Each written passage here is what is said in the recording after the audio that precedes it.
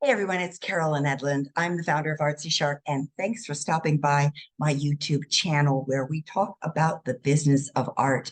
So if you're new here, please check it out. Visit some of the different videos. If you like what you're finding, become a subscriber. And if you find this particular video helpful, please give it a thumbs up. Today, I want to talk about consignment because it is a model which is pretty prevalent in the art world. And it's a way that a lot of artists put their work out for sale. However, there are some pitfalls, and you need to protect yourself and be really smart when walking into any kind of a consignment arrangement. So I want to make a quick video about that with some of the things that can happen to artists that you can protect yourself against going in. First of all, I want to relate a story that I heard a couple of years ago. There was a young woman that I met with at a conference that I did, and she was in New York State. She was a jewelry artist, and she was telling me that she'd gotten the opportunity to consign her work at a pretty well-known gallery in New York City. She was all excited because she'd made a couple of sales and she wanted to make sure that this was working well for her. So I asked her, well, which gallery are you consigning at? And she gave me the name.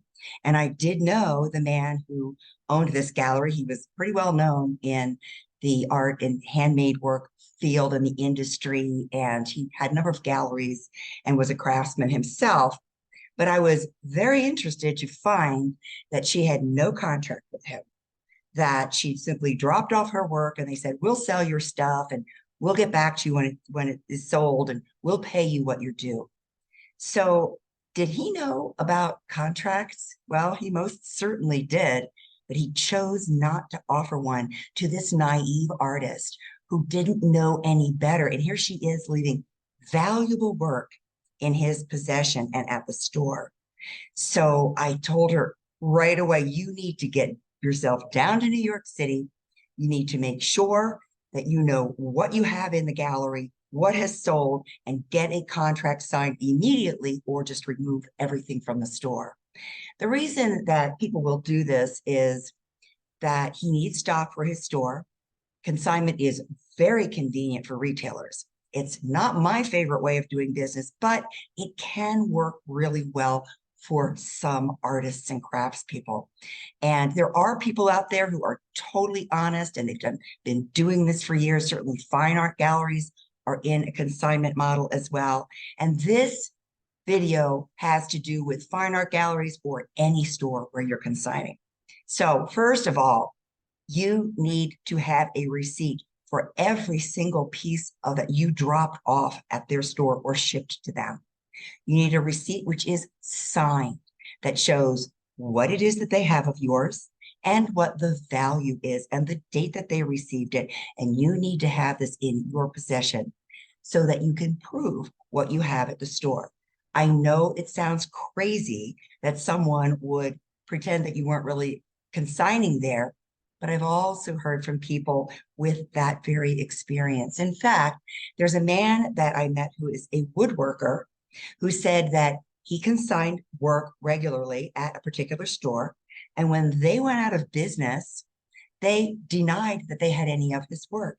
Why? Because he had no receipt. He didn't have a list of the pieces which he had consigned. And because of that, they didn't pay him for anything, and he lost $3,000 worth of inventory. A very bad way to learn a hard lesson. So going in, you need to have a receipt, but you also need a contract with the store. Now, every gallery out there, every store that knows what they're doing out there has a written contract. Whether they're offering it to you or not, you need to ask upfront and you need to take a look at it if you are offered a contract. Read it carefully. Make sure that you understand it. And if there's something in the contract that you're not in agreement with, change it and then present it back to the consignee, which is the gallery or store, and say, I've made some changes and that this is what they are, and I've signed this contract.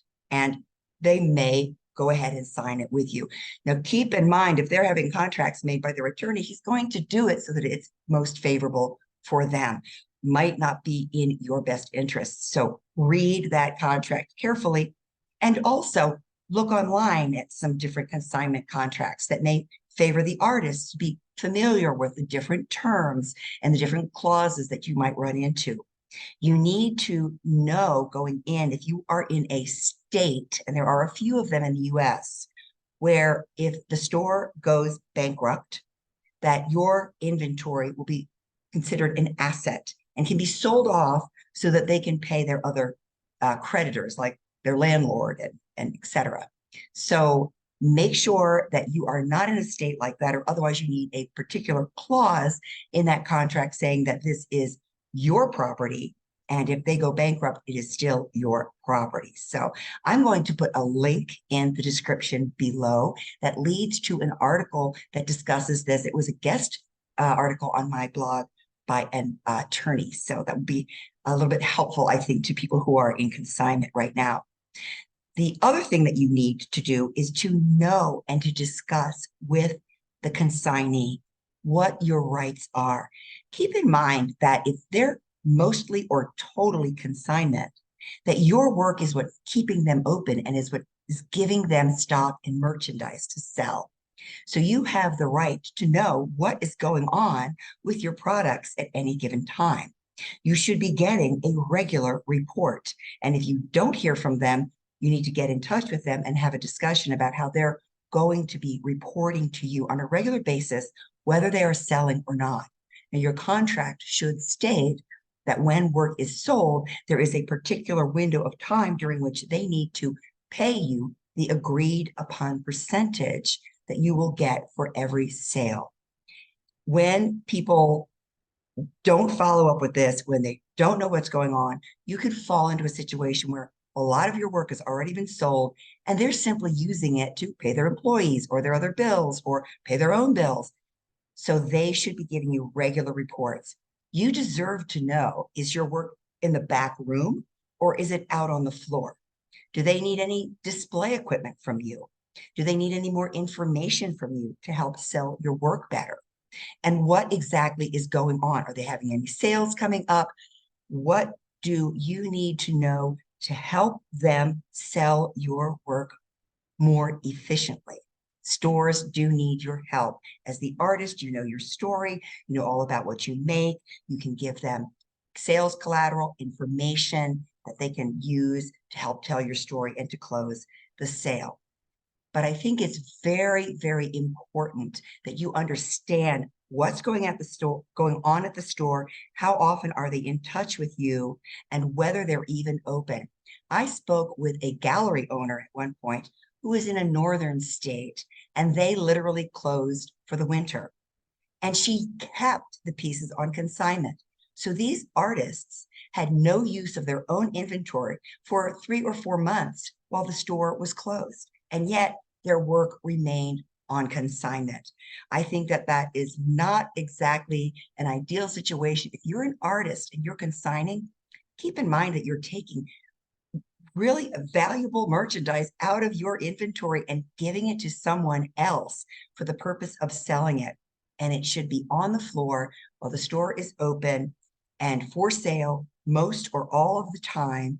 And that if they're not going to have your work out, you should know about it and be able to get that back either from them or pick it up or whatever your agreement is.